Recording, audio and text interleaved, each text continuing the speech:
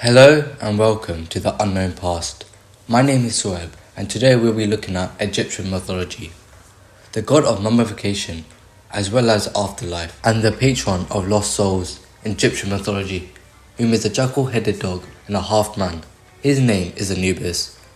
Before we start, thank you for 600 subscribers. Since the day I started this YouTube journey, I had no idea I would even come this close to this number of fans. I have nearly 10,000 views. So thank you so much. Now let's get on with this video.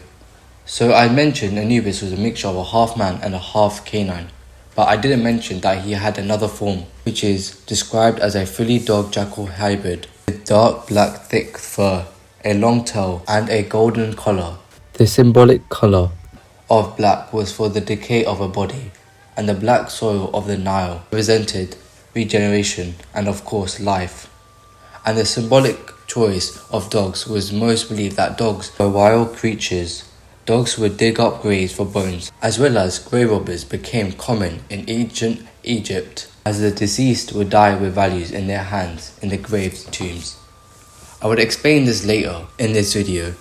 Moreover, this influenced the depiction of the great deity Anubis, who would protect the deceased corpse against these threats, as the ancient Egyptians would place drawings and statues of Anubis on the grave tombs to prevent robbers and wild canines. Also, alongside the tombs had written curses on the walls, as this was a threat that Anubis would make them suffer in the afterlife for their actions. Fun fact, Anubis' original name by ancient Egyptians is Ipu or Apu, and Ipu presented the meaning decay.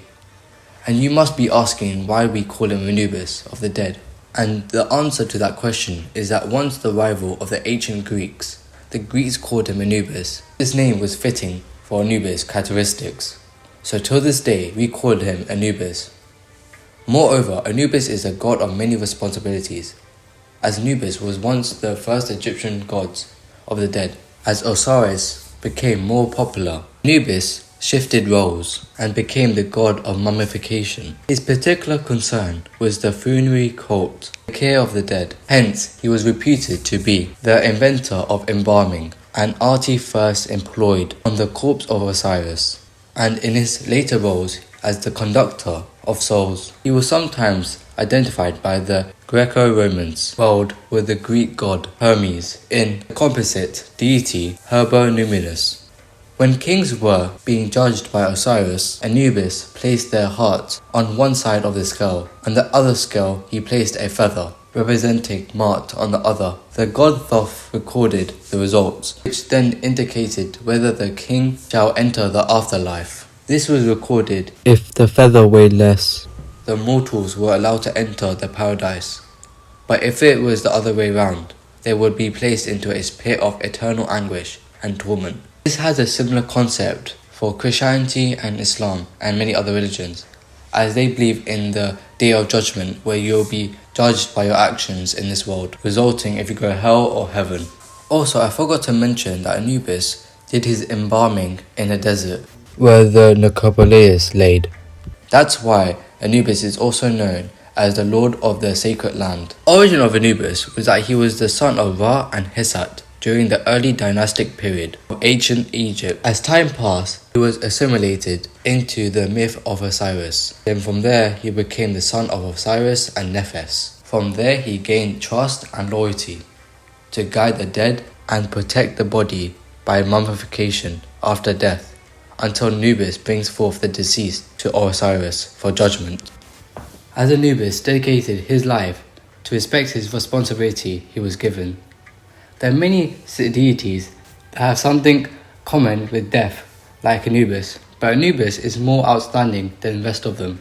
If you go to a place called Sinopolis in Upper Egypt, you will witness the dog-headed dog of the dead, strip blood red, sharp claw hands, statues either laying down or standing up. This place could be considered a cult, to which is translated in English as the great city of the jackal. Moreover, it was believed that when Osiris' body was embalmed and the funeral rites was ready to be performed, Anubis' biological brother Set once again attempted to attack him, this time taking the form as a leopard, as he could shape shift. In the quick of time, Anubis was able to stop him with a hot, scorching iron rod, burning his skin until it falls off, and Anubis placing the skin as a symbolic symbol of his victorious day, that no one should dare deny the bodies of the dead. That's another reason why the priest wore a mask of Anubis, as they were regarded as very skilled leaders of vast knowledge of herbal remedies and performing rituals in honor of him. As well as in ancient Egypt, dogs were allowed to run free in temples and many other places, but other dogs were sent to a slaughterhouse as a sacrifice, as it was an honor towards Anubis.